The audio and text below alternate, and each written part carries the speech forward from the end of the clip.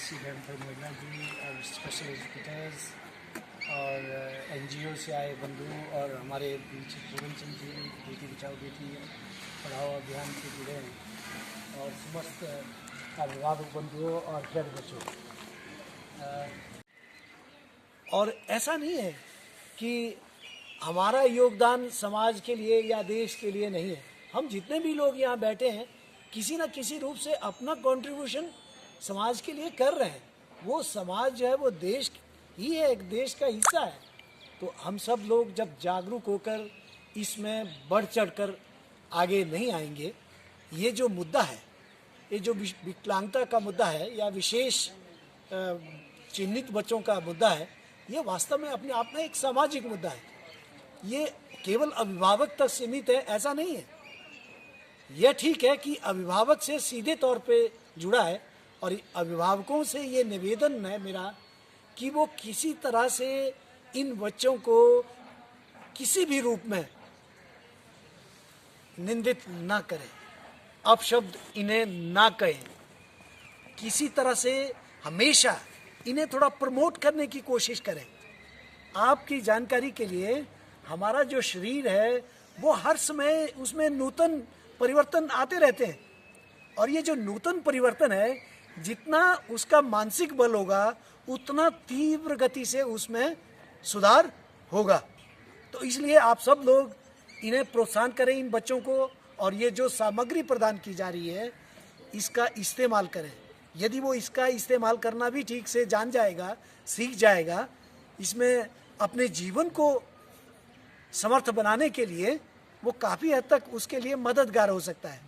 हर आदमी समाज से जुड़ना चाहता है, अपने भाइयों से जुड़ना चाहता है, अपने परिवेश से जुड़ना चाहता है, उसमें शायद मददगार होगा ये सब। तो उससे यही इसके शारीरिक प्रक्रिया को भी और तीव्र गति से उसे ठीक दिशा में आगे बढ़ने के लिए प्रेरित कर सकता है। तो इसलिए मैं बहुत ज़्यादा का कहूँ, आप सब लोग हतोत्साहित ना हो किसी भी बात से। जीवन पाना तो प्रभु के अधिकार में है, लेकिन आप लोग ये समझिए कि आप इसके काबिल थे।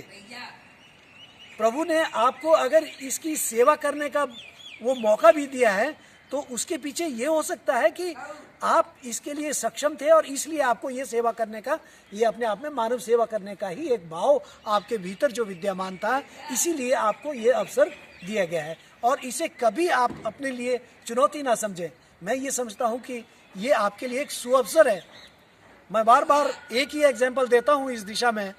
हमारे जो वैज्ञानिक हुए हैं जिन्होंने क्या बनाया है, बल्ब बनाया है, वो जो वैज्ञानिक हैं वो अपने आप में इसी तरह से ग्रस्त थे मानसिक रूप से, जिनको स्कूल ने पढ़ाने के लिए मना कर दिया कि ये बालक हमारे स्कूल में नहीं पढ़ सकता, हम इसे नहीं पढ़ा सकते हैं।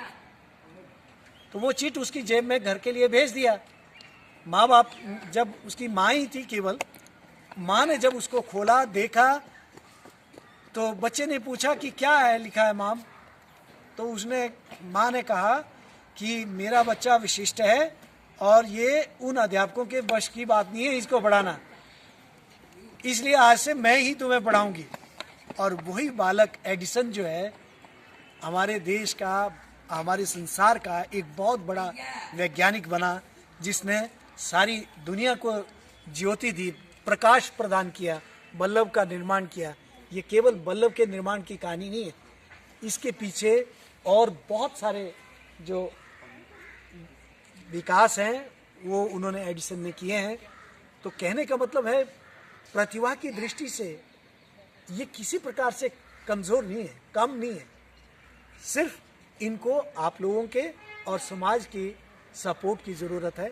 सपोर्ट इन द सेंस एक मनोबल बढ़ाने की ज़रूरत है, ताकि ये अपने आप को सक्षम महसूस करें और अपनी जितनी इनके पास जो क्षमता है सोचने को लेकर, जितनी इनकी प्रतिभा है, उसका ये सही दिशा में इस्तेमाल करें और अपने जीवन को और अधिक समाज उपयोगी बना सकें। मैं ज़्यादा न कहता हुआ इन्हीं शब्दों के साथ आप सब लोग बड़ी दूर दूर से आए हैं, इन जटिल परिस्थिति में आए हैं, कोविड-19 को ध्यान में रखते हुए सारी चुनौतियों को पार करते हुए यहाँ पहुँचे हैं। निसंदेह कोविड-19 के संदर्भ में भी आप सबको ये बताना चाहूँगा कि ये एक हमारे सामने, हम सब के सामने चुनौती है, चुनौती के रूप में बरस रहा है, लेकिन इसका भी हमने कड़ाई से मुकाबला करना है।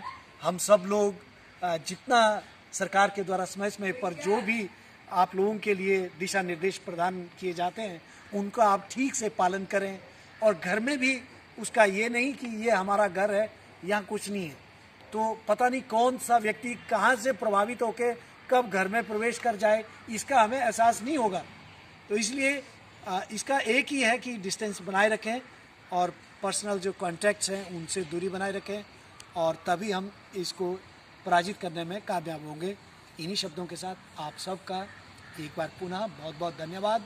और जो ये सामग्री आपको प्रदान की जा रही है, इसका सही ढंग से इस्तेमाल अगर होगा तो ये उस बालक के लिए वरदान साबित हो सकती है, अन्यथा इसका अगर दुरुपयोग भी हो तो ये बालक के लिए हानिकारक ना साबित हो। इस दिशा में बहुत एहतियात बरतने की ज़रूरत है काफ़ी सारी बातों के लिए।